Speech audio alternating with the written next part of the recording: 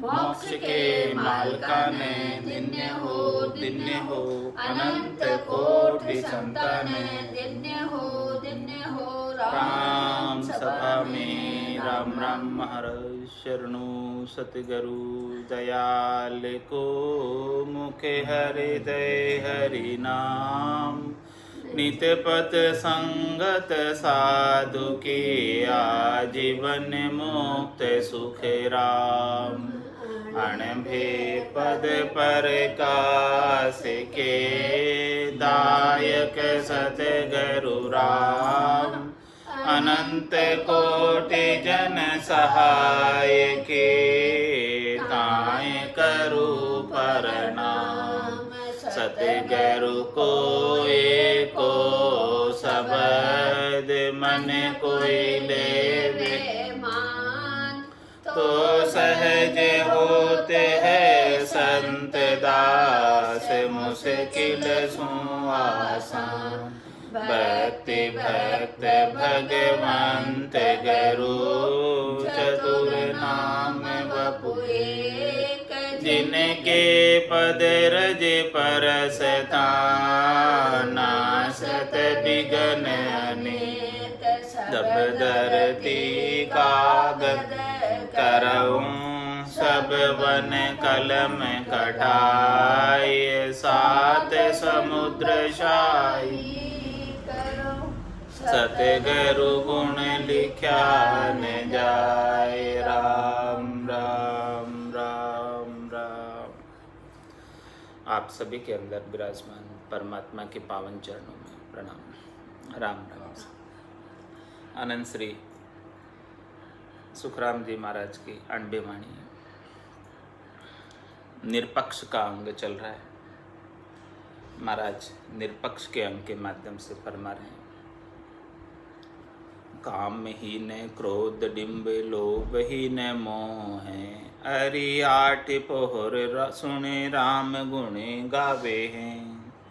पाप ही न पुण्य हरस सोग ही न सांसो है सांस ही सांस धरे नाभ दिस धावे है।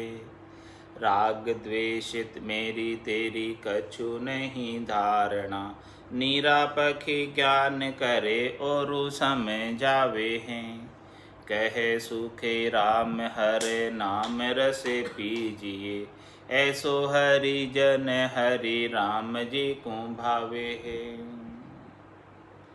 महाराज फरमा रहे हैं कि ऐसा भक्ति करने वाला जन राम जी को अतिशय प्रिय लगता है।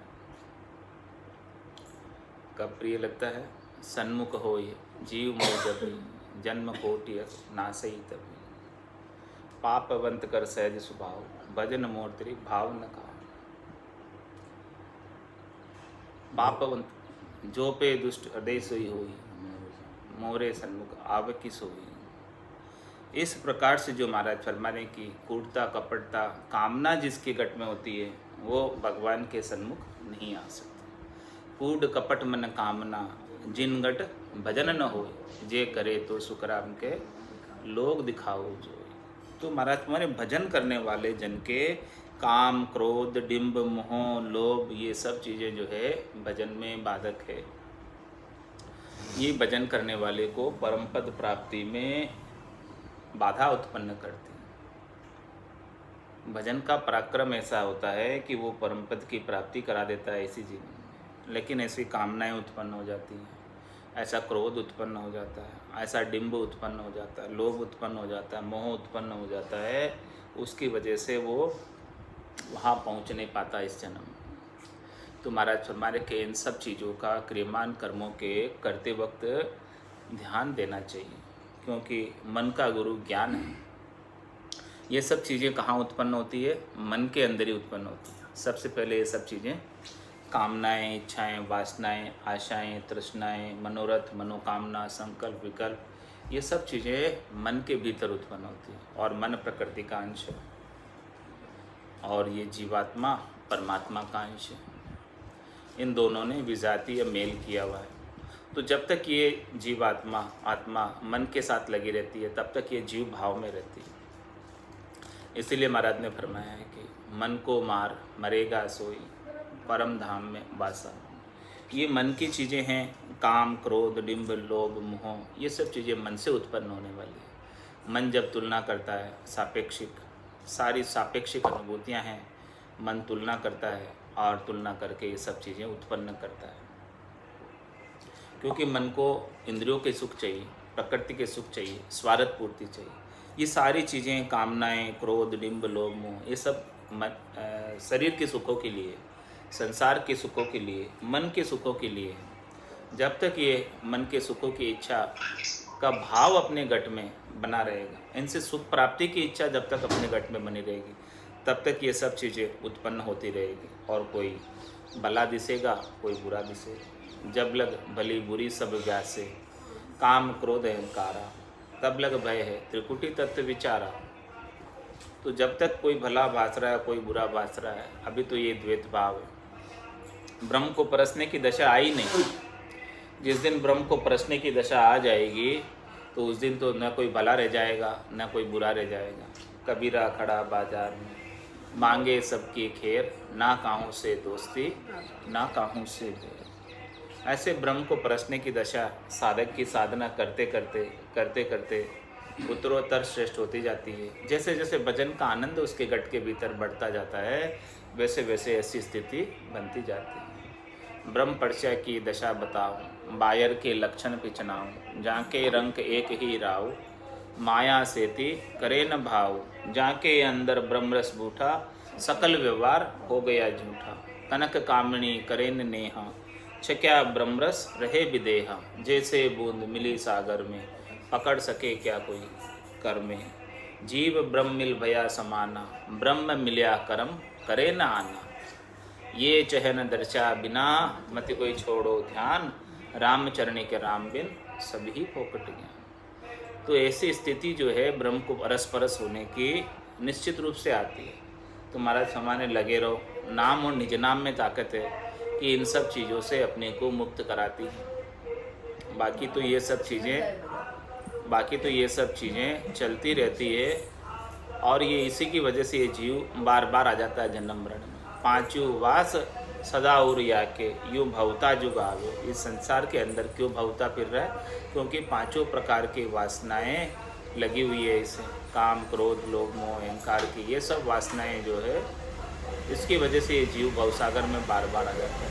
और इन वासनाओं को मिटाने का क्या उपाय है? भजन सु वासना जली जाए, दूसरों और कोई नहीं है उपाय। इन सब वासनाओं को मिटाने का एक ही उपाय है, राम जी के नाम का सुनना। नाम और निज नाम में शक्ति है, सामर्थ्य है कि इन सबको मिटा देती है। नहीं तो इसके बिना तो पांचों पुरुष दौड़ा हुआ, जान न देवे मोय, सदगुरु भेद बताविया, चढ़िया पिछाड़ी। ये पांच पुरुष जो है आगे खड़े रहते हैं, काम, क्रोध, लोभ, मोह, अहंकार। ये निकलने नहीं देते हैं, बच के जाने नहीं देते हैं कि कोई कैसे हमसे बचकर भला चला जाए। एक एक अपना डाव लगाता रहता है। ये भजन करने नहीं देते हैं, लेकिन साधक को स्थिर होकर भजन करना है। इनके साथ आकृष्ट हुए बिना भजन करते रहना। सदगुरु ने ऐसा ही भेद दिया कि सदगुरु भेद बताविया, चढ़िया पिछाड़ियो। पिछाड़ी होकर चढ़ने का मतलब इनकी तरफ ध्यान नहीं दो, इनकी तरफ आकृष्ट नहीं हो, इनसे कोई लेना देना रखो ही मत।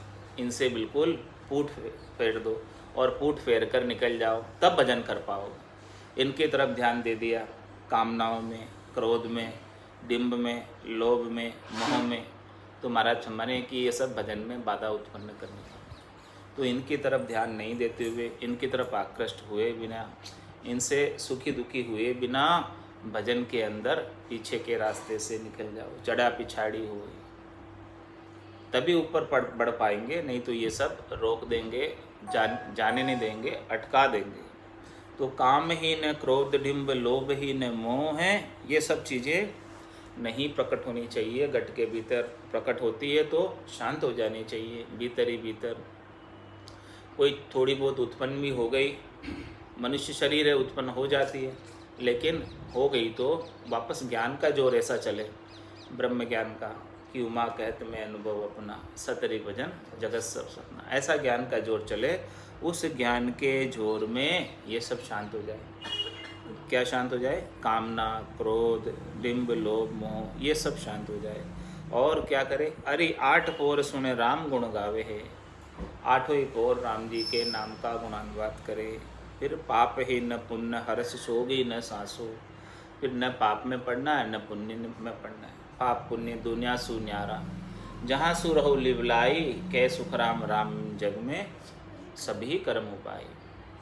ये राम जी का नाम ऐसा है जो न पाप में है न पुण्य में है, और ये पाप और पुण्य दोनों को काटे ही देने वाला है। और हर्ष सोग ही न सांसो है। ये साधक की ऐसी स्थिति बन जाती है नाम के माध्यम से कि उसको सुख के अंदर सुखी नहीं होता है, दुख के अंदर दुखी नहीं होता है। न तो हर्षित होता है और न दुखी होता है। समदर्शी इच्छा कछुनाई, हर्ष शोक भय नहीं उर्माई। असज्जन ममुर बसे कैसे, लोभी हृदय बसे धनु जैसे। तुम सारी के संत प्रिय मोरे, दरऊं दहे नहीं आन नहीं हो रे। तो जिसकी ऐसी स्थिति बन गई है कि जो हर्ष और शोक दोनों ही उनके नहीं व्यापते हैं, संसार की कोई भी चीज़ प्राप्त हो जाए उसके लिए हर्षित नहीं होते, संसार की कोई भी चीज़ चली जाए उसके लिए दुखी नहीं होते। इस प्रकार की समदर्शिता को प्राप्त हो गए, सम्यक ज्ञान को प्राप्त हो गए, सम्यक दर्शन को प्राप्त हो गए, ऐसे भक्ति करने वाले जन परमात्मा को अतिशय प्रिय है और उन्हें वापस जन्म धर के आने की आवश्यकता नहीं रहती है। और जिन्हें अभी हर्षिता और दुख दोनों भी हो रहा है तो महाराज फरमाने कि उन्हें फिर से जन्म धर कर आना पड़ेगा। हर्ष सोग ही न सांसो है, तो फिर क्या करना है? इसका उपाय क्या है कि हर्ष और शोक दोनों ही नहीं हो? तो सांस ही ऊँ सांस धर नाभि से धावे।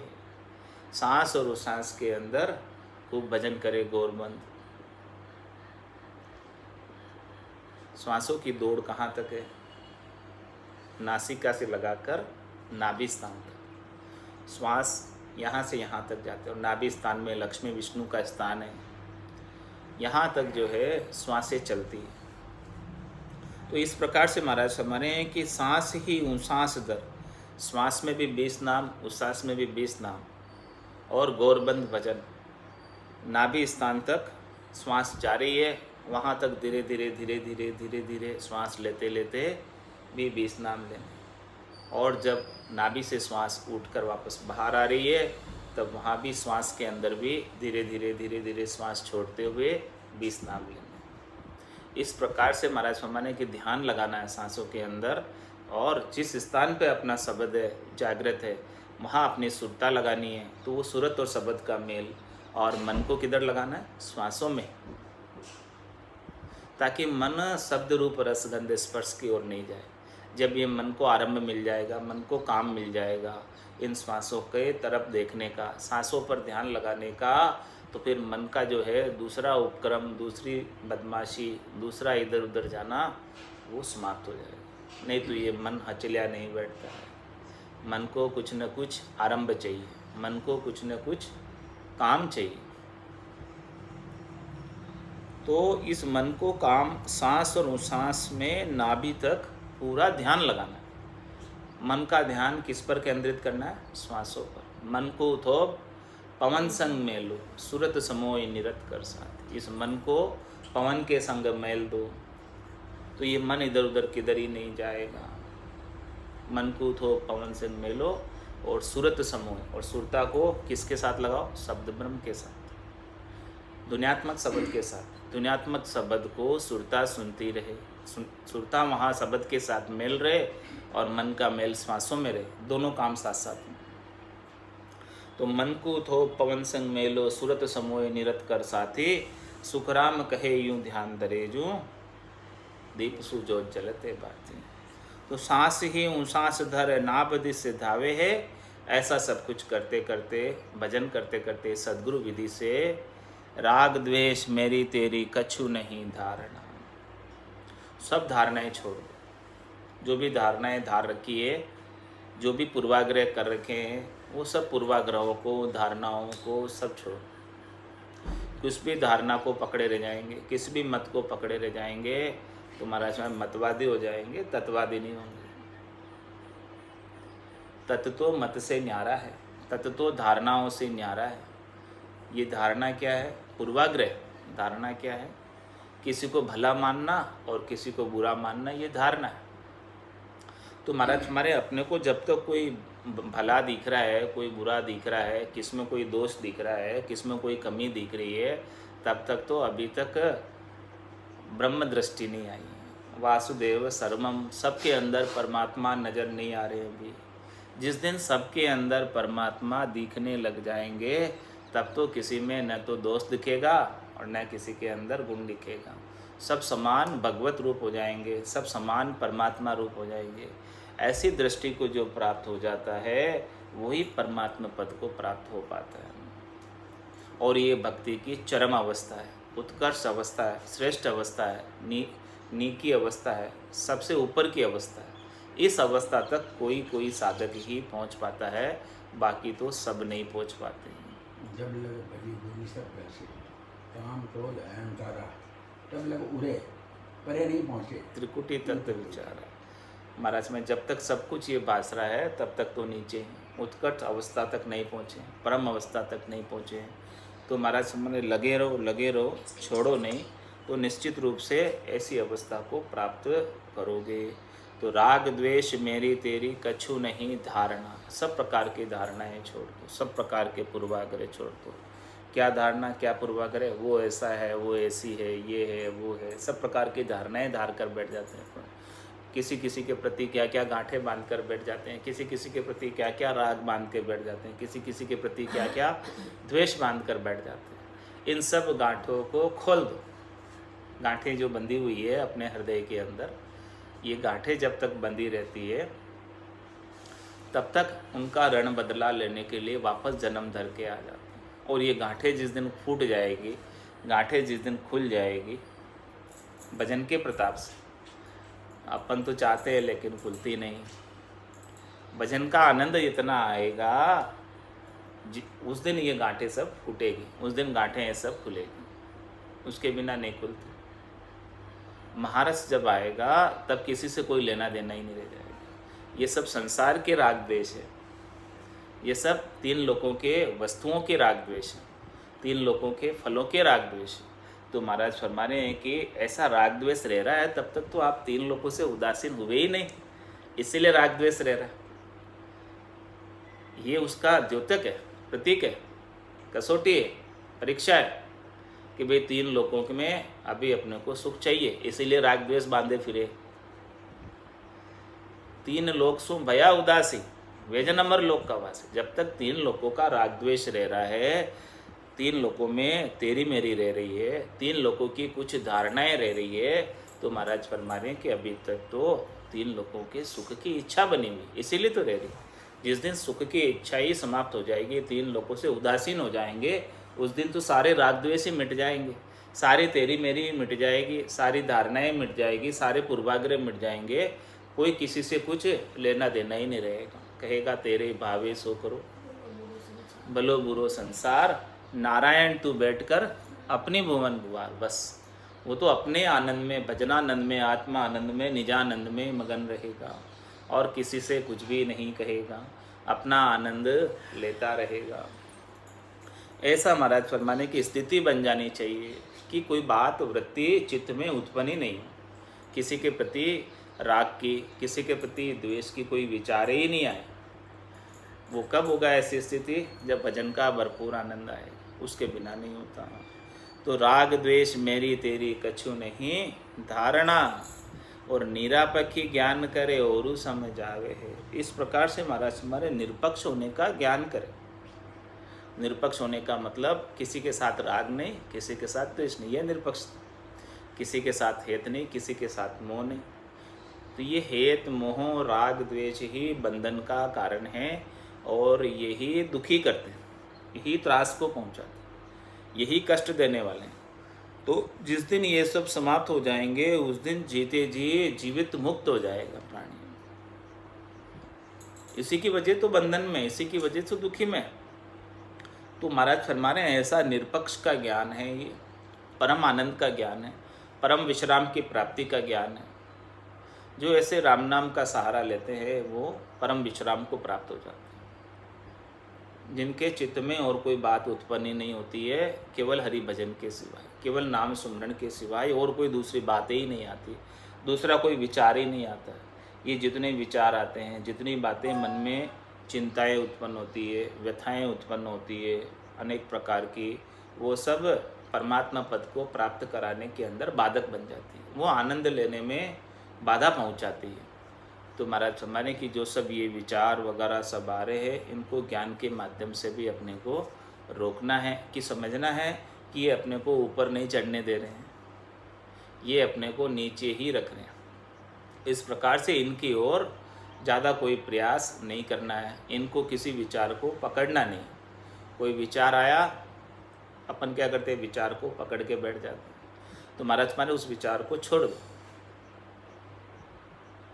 वो विचार अपने आप चला जाएगा। पकड़ोगे नहीं आप विचार को तो क्या होगा, स्वतः ही चला जाएगा। विचार आ जाता है, मन है, चित्त है, बुद्धि है, ये सब प्रकृति के अंश है, तो इसमें सब आ जाता है सब चीज़ें। तो महाराज में ये आ गया विचार, चलो कोई बात नहीं, विचार है, ये सब आ सकते हैं, लेकिन आप इन्हें पकड़ो नहीं, आप इन्हें छोड़ दो। आप क्या करो, राम राम करते रहो बस। ध्यान आपका कहाँ लगा रहे, इन विचारों की तरफ नहीं जाए ध्यान अपना, आकृष्ट ही नहीं हो इनकी तरफ। विचार आ गया और आप अपना राम राम करते रहे, तो जैसे विचार आया वैसे ही वो विचार चला जाए, बिना आपको प्रभावित किए, बिना आपको दुखी किए। भजन में लगो, और भजन की तरफ से सुरता हटाकर, भजन की तरफ से ध्यान हटाकर, जो विचार आया, जो चिंता उत्पन्न हुई, उसकी तरफ अपन सोचने लग गए, सुरता को उधर लगा लिए, तो उस समय भजन छूट गया और विचार के बंधन में पड़ गए। भजन का आनंद छूट गया और विचार के बंधन में पड़ गए। तो महाराज फरमाने हैं कि ऐसा निरापक्षी ज्ञान है कि कोई पक्ष में पढ़ना ही नहीं है, कोई मत में पढ़ना ही नहीं है, कोई मत नहीं, कोई पक्ष नहीं, कोई पाप की क्रिया नहीं, कोई पुण्य की क्रिया नहीं, कोई काम क्रोध लोभ मोह अहंकार नहीं, बस एक ही काम। अब तो 8 पोर राम गुण गावे, 8वें ही पोर जो है राम जी के नाम का भजन करे। ये राम जी का नाम निरपक्ष नाम है, और जो आत्मा, जो जीवात्मा ऐसे राम जी के निरपक्ष नाम का सुमरण करती है, वो निरपक्ष हो जाती है और उसका जीवपणा समाप्त हो जाता है। ये जीवपणा ही पक्ष की बात है, जीवपणा ही स्वार्थ पूर्ति की बात है। जिसके पक्ष की बात खत्म हो गई, स्वार्थ पूर्ति की बात खत्म हो गई, जीवपणा जिसका समाप्त हो गया, वो तो राम रूप ही हो गया। जिसने ऐसे निरपक्ष नाम को धारण किया और निरपक्ष नाम को धारण करने के हिसाब से वो निरपक्ष हो गया, इसका सुमरण करते करते। जो जिसका सुमरण करेगा वो वैसा ही हो जाता है, उसके अंदर ही जाकर समाता है। राम कहने का मजा जिसकी जुआ पे आ गया, वो जीवित ही मुक्त हुआ, परम पद पा गया। परम पद पा गया। जिसकी जीवा पर राम कहने का आनंद आ गया, वो जीते जी मुक्त है। पर ऐसा आनंद जो है सदगुरु की मेहर कृपा दया से आता है। तत्व रूपी गुरु की दिल मेहर भाई, निज नाम में जागे शिस्तन माई। तो निरापक्षी ज्ञान करे और सब जावे है। महाराज में इस प्रकार से स्वयं निरपक्ष ज्ञान करे, अपने गट के भीतर निरपक्ष ज्ञान का अनुभव करे। ऐसा ब्रह्म का विचार, ऐसे ज्ञान का विचार गट के भीतर करे और सबके अंदर एक ही परमात्मा के दर्शन करे। जो भी उसे जन मिल रहे हैं, जो भी उसे प्राणी मिल रहे हैं, सबके अंदर परमात्मा का ही विचार करे कि देखो ये मेरे परमात्मा ही है और कोई दूसरे नहीं। तो अपने आप ही राग द्वेष तेरी मेरी सब कामनाएं सब समाप्त हो जाएगी। निरापक्षी ज्ञान करे और समझावे है, ऐसे निरपक्ष ज्ञान को करके और दूसरों को भी ऐसा ही ज्ञान बताया। स्वयं तो निरपक्ष हो ही जाए और दूसरों को भी निरपक्ष करे। जो जो भी उनके संपर्क में आए उनको सबको ऐसे परम आनंद की, परम विश्राम की बात बताए और समझाए, मतलब सबको ऐसा निरपक्ष ज्ञान बताए कि देखो किसी पक्ष में नहीं पड़ना है, ये राम नाम निरपक्ष। कह सुख राम हर नाम रस पीजी। महाराज में ये राम जी के नाम का रस का जो पान करते हैं, ये रस अमृत के समान है। और ये जीवात्मा को जो बार बार जन्म मरण में आ रही है, उसे अमरत्व की प्राप्ति करा देता है, अमर पद का वासी बना देता है, केवल पद का, आनंद पद का वासी बना देता है। वहाँ जाने के बाद इसे फिर से जन्म में और फिर से मरण में आने की आवश्यकता नहीं रह जाती है। ऐसा ये नाम का रस अमृत के समान है। अमृत नीका केवे सब कोई, पर पिया बिना रमा अमर न होई। ये अमृत का आपको पान करना पड़ेगा। अमृत कहते तो है कि भाई नीका है, श्रेष्ठ है, लेकिन जब तक आपके हाथ नहीं लगे और जब तक आप इसे हाथ भी लग जाए और फिर पियो नहीं, तो कैसे वो अमृत का गुण प्रगटेगा। कोई केवे अमृत स्वर्गा माई, देव पीवे क्यों खिरकिर जाए। कोई केवे अमृत शशिमाई बासा, घटत बढ़त क्यों होय विनाश। कोई केवे अमृत समुद्रा माई, बड़वानल क्यों सोखत जाए। अमृत है सब बातन की बाता, सच्चा अमृत संतन के पासा। दरिया अमृत नाम अनंता, पी पी अमर भय सब संता। ऐसे अमृतमय परमात्मा के राम जी के नाम को सभी संतों ने पिया। तो महाराज भी अपने को यही उपदेश कर रहे हैं। कहे सुखराम हर नाम रस पीजिए। ये राम जी के नाम का रस का आस्वादन लो आप। ये राम रस बहुत मीठा है। ये खटरस स्वाद से बिल्कुल न्यारा इसका स्वाद है। इसका अनुभव बिल्कुल अलग है। इसके स्वाद को कहकर बता नहीं सकते कि कैसा इसका स्वाद है। कह सुखराम हर नाम रस पीजिए, ऐसो हरिजन हरि राम जी को भावे। जो 8 पौर ऐसे राम रस का पान करता रहता है, जिसके सुखमणा में से अमृत झरता रहता है, सुखमणा में से भजन हो रहा है, ठंडी ठंडी शीतल लहरें उत्पन्न हो रही हैं भीतर से, और भजन के अमृत के अंदर शांति संतोष शीतलता के अंदर रहता है और आनंद में रहता है। ऐसा भक्ति करने वाला जन राम जी को बहुत अच्छा लगता है और राम जी उसे अपने चरणों में स्थान देते हैं, निजगर में स्थान देते हैं। वापस उसे 3 लोक 14 भवनों में जन्म मरण में नहीं आना पड़ता है। घर ऐसो हरिजन हर राम को प्यारो जो, बन मद एक हूँ रहावे है। वासन उपास भूल आन नहीं पूजबा, वेद न कुरान जग सुख नहीं गावे है। 3 तिरे लोक सुर देव नहीं धारणा, परापेल ब्रह्म सूजू प्रीत सो लगाई है। कहे सुखे राम सो साध जन जग माई, हम वे तो सगे यार सुनो गरु भाई हैं। महाराज फरमारे कि देखो, घर ऐसो हरिजन हर राम को प्यारो जो। वो इस प्रकार से ऐसे अंगलक्षण भजन के माध्यम से उसके गट के भीतर प्रकट हो जाते हैं। कैसे अंगलक्षण? जो अभी ऊपर अपन ने सारा वर्णन सुना है सदगुरु के मुखारबिंद से। सवैया में क्या सुना? कामहीन क्रोध डिंब, लोभहीन मोह है, अरे 8 पौर सुन राम गुण गावे है। पापहीन पुण्य हर सोगी न सासु है, सांस ही सांस धर नाभ दिस धावे। राग द्वेष मेरी तेरी कछु नहीं धारणा, निरापक्षी ज्ञान करे और समय जावे है। कै सुख राम हर नाम रस पीजिए, ऐसो हरिजन हरि राम जी को भावे। तो इस प्रकार से कोई घर ऐसो हरिजन हर राम को प्यारो जो, इस प्रकार से कोई राम जी का प्यारा हो गया, राम जी का चहेता हो गया, जिसके पीछे पीछे अब राम जी घूमते हैं। वो राम जी के पीछे नहीं घूमता। मेरा भजन हरि करे, मेरी करे बलाए। महाराज हमारे कि अब वो राम जी का भजन नहीं करता, अब राम जी उसका भजन करते। जितना प्रेम भक्त के अंदर परमात्मा के प्रति होता है, तो परमात्मा उससे 10 गुना ज़्यादा प्रेम भक्त से करने लग जाता। तो इस प्रकार से घर ऐसो हरिजन हर राम को प्यारो जो, इतना वो राम जी को प्यारा हो जाता है, अतिशय प्रिय लगने लगता है। भक्त राम जी का सुमरन कर रहा है और राम जी भक्त का सुमरन कर रहे हैं। घर ऐसो हरिजन हर राम को प्यारो जो, बन मद एक हूँ रहावे है। बन मद एक हूँ रहावे है, वासन उपास भूल आन नहीं पूजवा। वन मद एक हूँ राव। इस प्रकार से जो राम जी का भगत है वो वन के मद अकेला ही रहता है। वन मद एक हूँ रहावे है, चाहे वो वन में रहे, चाहे वो घर में रहे, चाहे वो मद में रहे, वो हमेशा राम जी का संग बनाए रखता है और किसी का संग नहीं करता। अकेलो रहावे है मतलब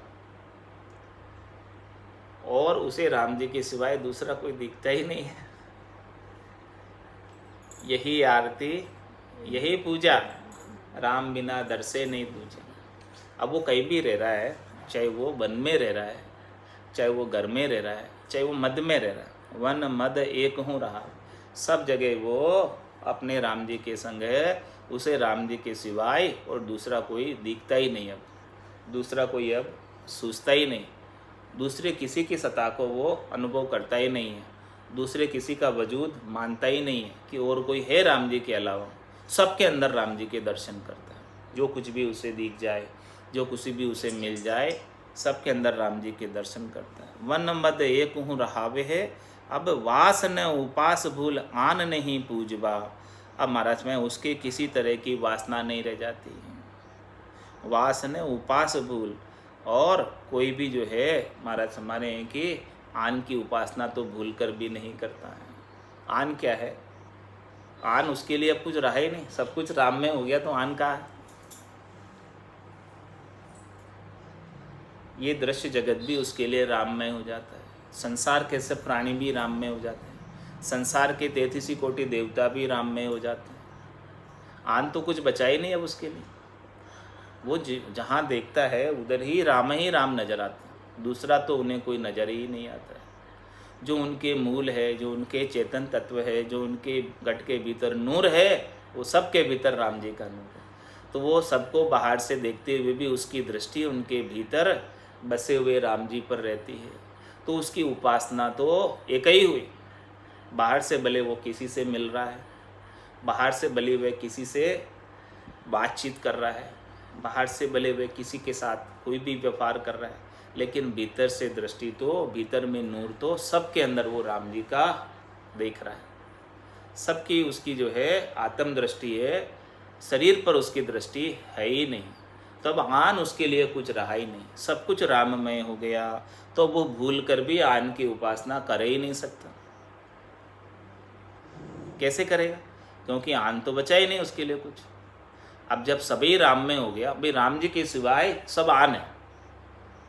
पाप पुण्य दोनिया सु न्यारा, भरम करम दोनिया सु न्यारा, जहाँ सु रहो लिवलाही, कै सुखराम राम बिन जग में सभी कर्म का। अब उसके लिए राम जी के बिना कोई दूसरा रहा ही नहीं। तो आप बताओ आन कहाँ बचा? कोई आन बचा क्या? आन मतलब अन्य, राम जी के अलावा केवल एक राम जी बचे, राम जी के सिवाय दूसरा और कोई बचा ही नहीं है उसके लिए, उसकी दृष्टि में है ही नहीं। तो वास ने उपास भूल आन नहीं पूजबा। अब उसके लिए आन का कोई पूजन नहीं, कोई वासना नहीं, कोई इच्छा नहीं, कोई चाहना नहीं। बस केवल एक आशा, एक राम जी से दूजी आशा छोड़ दे। तो वेद न कुरान जग सुख नहीं गावे है। जिसको ऐसा राम जी से हेतु लग जाता है, जिसको सब जगह राम जी ही दर्शन में आते हैं, वो तो फिर 3 लोकों की फलों की प्राप्ति से उदासीन हो जाता है। तो वेद न कुरान जग सुख, वो जग के सुख के लिए, शरीर के सुख के लिए, संसार के सुख के लिए कुछ भी इच्छा नहीं करता है। सारी उसकी इच्छाएं समाप्त हो जाती है। राम जी का परम आनंद ऐसा प्राप्त होता है कि शरीर संसार के सुख उसके लिए गौण हो जाते हैं, सेकेंडरी हो जाते हैं। प्राथमिक आनंद जो है वो प्राप्त हो गया। तो 3 तीर लोक सुर देव नहीं धारणा। महाराज फरमा रहे हैं, परापेल ब्रह्म सूजू प्रीत सो लगाई। उसने तो ऐसे पर ब्रह्म से प्रीत लगा ली, परम ब्रह्म से प्रीत लगा ली, सबसे श्रेष्ठ जिसने सबको उपाया, सर्वशक्तिमान सबल परमात्मा से प्रीत लगा ली है। तो 3 तीर लोक सुर देव नहीं धारणा। अब उसके गट के भीतर सारी धारणाएं समाप्त हो गई कि ये अलग अलग हैं, सब तीनों देवता अलग है, ब्रह्मा विष्णु महादेव शक्ति अलग है, और ये 33 कोटि देवता अलग है, ये 3 लोक अलग है, 14 भवन अलग है। अब उसके लिए कुछ अलग रहा ही नहीं। सभी सतलोक हो गया उसके लिए, और वो सतलोक के अंदर ही निवास करता है। जिसको ऐसी स्थिति प्राप्त हो गई उसके लिए कह रहे महाराज कि इस त्रिलोकी में रहता हुआ उसकी सारी धारणाएं समाप्त हो गई। अब सबका भेद समाप्त हो गया कि ये ब्रह्मा है, ये विष्णु है, ये महेश हैं, ये शक्ति है, ये अलग अलग देवता है। अब उसे अलग अलग कोई दिखता ही नहीं, सबके अंदर राम जी दिख रहे। ब्रह्मा में भी वही राम जी दिख रहे, विष्णु में भी वही राम जी दिख रहे, महेश में भी वही राम जी दिख रहे, शक्ति में भी वही राम जी दिख रहे। 33 कोटि देवता का दर्शन कर रहा है तो उनमें भी वही राम जी दिख रहे हैं। पत्थर की मूर्ति का दर्शन कर रहा है तो उसमें भी वही राम जी दिख रहे हैं, पत्थर नहीं दिख रहा। अब तो उसकी दृष्टि ही पूरी राममय हो गई, राम जी के सिवाय दूसरा और कोई दिखता ही नहीं।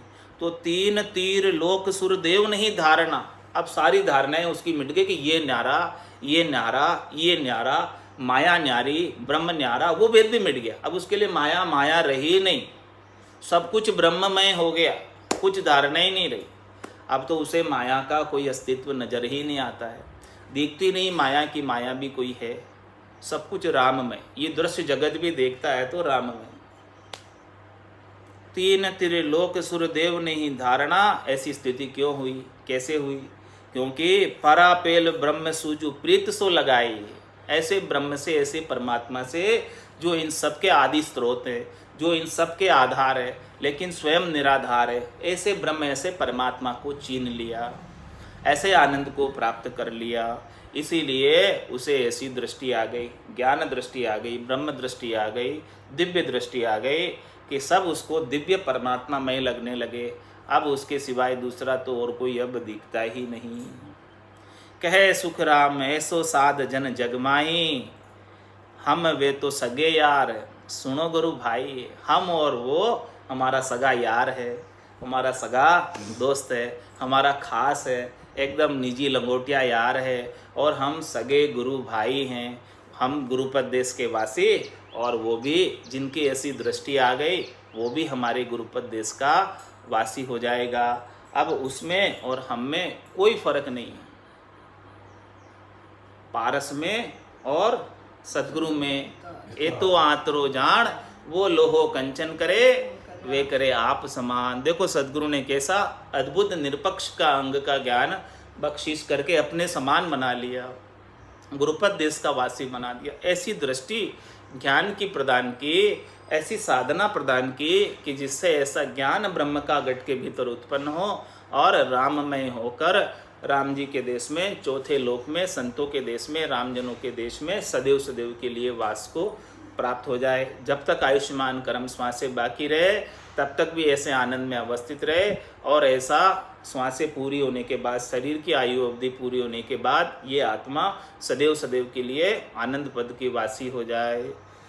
ऐसा महाराज ने निरपक्ष के अंग को संपूर्ण किया। बोलो राम सद्गुरु देव जी महाराज ने दिन्य हो, दिन्य हो।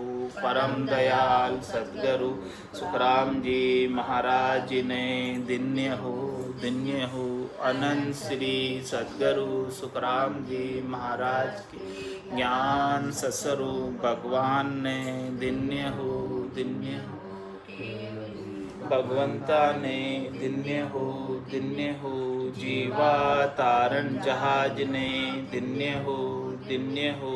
मोक्ष के मालका ने दिन्य हो, दिन्य हो। अनंत कोटि संतान राम सभा में राम राम राम राम सा राम राम सा राम राम सा सपने राम राम सा राम राम सा